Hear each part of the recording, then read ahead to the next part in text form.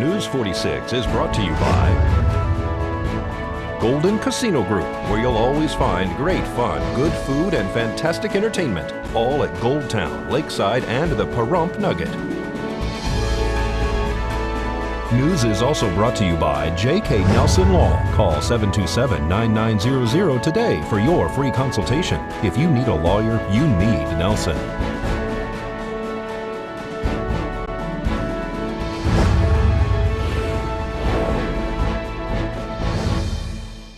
Tonight on News 46, we get an update on a structure fire. The Biz Expo is hopping at the Pahrump Nugget, and time to bowl for a cure. News 46 starts now. You're watching KPVM News 46 with Deanna O'Donnell.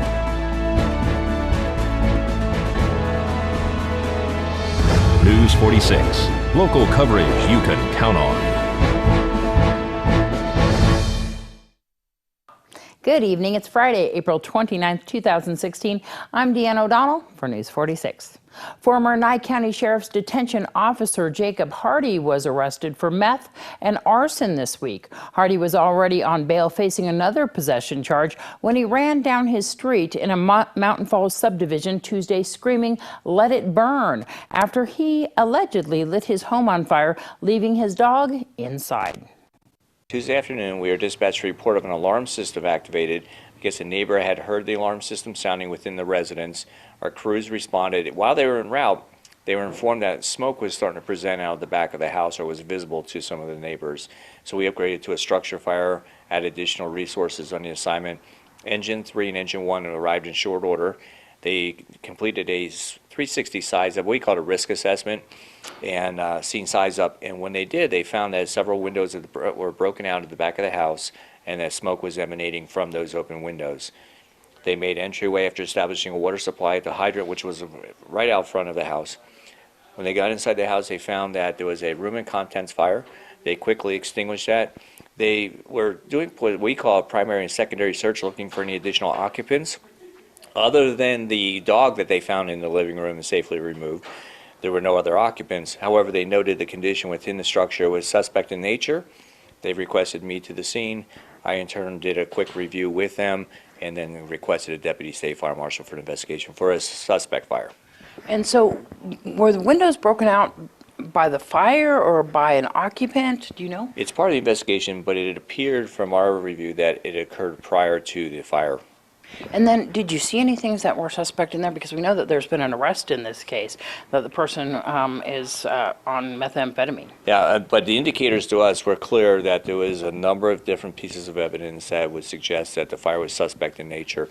Thus, the request for the deputy state fire marshal, who did in fact respond and completed a site investigation with some of our crews from Engine 1. Is that home still livable at this point? Is there any other residents that are in there? There are no other occupants that we're aware of, and while we did not deem it untenable, they in fact are probably not going to be residing there anytime soon. The Pahrump Valley Chamber of Commerce Biz Expo is continuing tomorrow at the Pahrump Nugget. Ryan Muccio explains. We're super excited. We have 60 vendors, I believe is the final count this year. Businesses, anything from healthcare to banking to insurance, pet services, you name it, they're here. It's popping in here. It is. It's hopping. We did a lot of advertising this year. We advertised in the Over the Hump. We were out on the new sign that the Nugget has. I think that really helped. Lots of signage, newspaper advertising. So, one way or the other, people saw that. And, of course, KPVM and the radio station as well. So KACE. And KACE, yes. That's great. It really seems to have helped a lot, especially even the advertising that you guys seem to have done way prior to the event. We did, yeah. We've started planning this about 6 months ago, and the advertising started about 2 months ago with different mediums. So what are you hearing from the businesses here today? We're hearing great things. The vendors are really happy. They're excited to be here. They're making some good contacts and just really educating the community on the services they offer. And that's really important, isn't it? Because when you have the residents coming in here and finding out what there is available, they may not have even known that these businesses were here. Absolutely. I was sitting covering someone's booth earlier and I heard a lady walk up, and I was next to an ophthalmologist, and she had no idea that there was a ophthalmologist that comes on Tuesday and Wednesdays, and they do a certain procedure that she needed that no one else here in Pahrump does, and she didn't realize it, and she found that out today and scheduled her appointment. So that's really what it's all about, is getting these businesses to reach out to those folks. And that's really what the Pahrump Valley Chamber of Commerce is all about, is the connections that you guys make when you're a chamber member.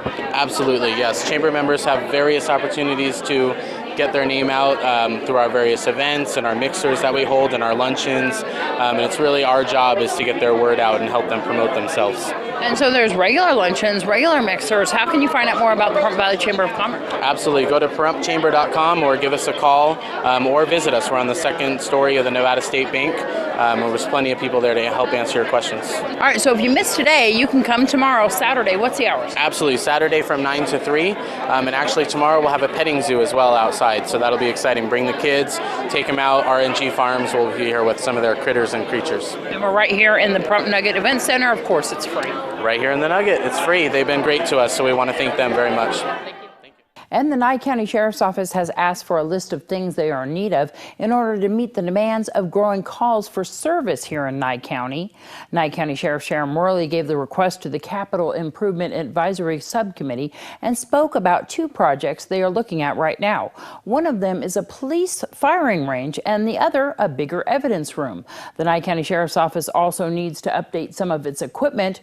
About half of the police vehicles have almost 200,000 miles on them. The cost of the car replacement alone is almost $1 million. News 46 will return in just a moment.